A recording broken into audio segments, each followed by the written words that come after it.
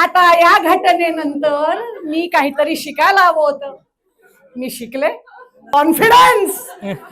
लग्न करून अमेरिकेला आले. आता एक दिवस, आणि मला अजूनही आठवतंय, शनिवार सकाळ, सासू सासरे नवरा चहा पित होतो. आदल्या दिवशी शुक्रवारी रात्री सासूबाईंनी माझ्या आवडीची दुधीची भाजी केली होती, जी मी दाबून खाल्ली होती. त्या दुधीचे उपयोग ह्याच्यावर शनिवारी सकाळी डिस्कशन चाललं होतं. माझ्या सासूबाई मला म्हणल्या, तुला माहितीये का, दुधी इज अ नॅचरल ॲफ्रोडिझियाक.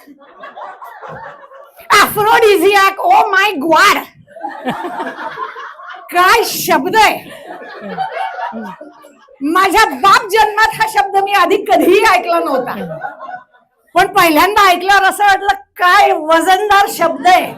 हे शब्द कमी तोफच वाटते.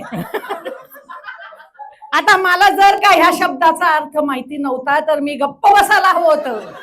ऑन दॅट नोट, माझ्यासारखे ॲफ्रोडिझियाकचा अर्थ माहित नसलेले कुणी महाभाग आहेत का इथे? म्हणजे मीच ती एक, वन अँड ओनली. मी सासूबाईंकडे बघितलं आणि म्हणलं, no wonder I was so happy this morning. Confidence. तर हसताय तुम्ही तिकडे. त्या दिवशी सन्नाटा, डायनिंग टेबलवर सन्नाटा. सासू आणि सासरे मुलाकडे बघतायत. मुलगा एका हातात चहाचा कप आणि दुसऱ्या हातात ग्लुकोजचं बिस्किट उडवत नाही. मुलाचा चेहरा जसा एकीकडे पडतोय ते ग्लुकोजचं बिस्किट चहात पडतंय आणि माझं सगळं लक्ष त्या बिस्किटाकडे. थिंकिंग, अरे सालं हे बिस्किट तर आता गेलं. त्या धक्क्यातनं सावरल्यावर माझा नवरा मला म्हणतो, तुला ॲफ्रोडिझियाकचा अर्थ माहित नाही ना? आता हाच तो क्षण आणि हीच ती वेळ, चान्स फॉर रिडेम्पशन. पण आम्ही no, never and not. Confidence जो माझ्यात ठासून भरलाय. मी नवऱ्याला म्हणलं, ऑफकोर्स मला माहितीये, ॲफ्रोडिझियाक म्हणजे लॅक्झेटिव्ह.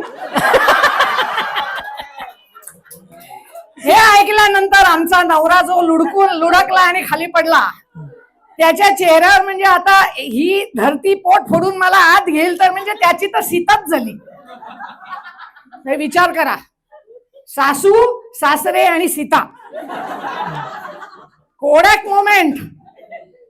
ह्या दुसऱ्या धक्क्यातनं सावरल्यावर मग माझ्या सासूबाई मला म्हणल्या. तरीच मी विचार करत होते, एवढा नॅचरल ॲफ्रोडिझियाक रात्री खाल्ल्यानंतर मी 4दा बाथरूमला उठले तरी तुमच्या बेडरूमचा दरवाजा उघडाच होता.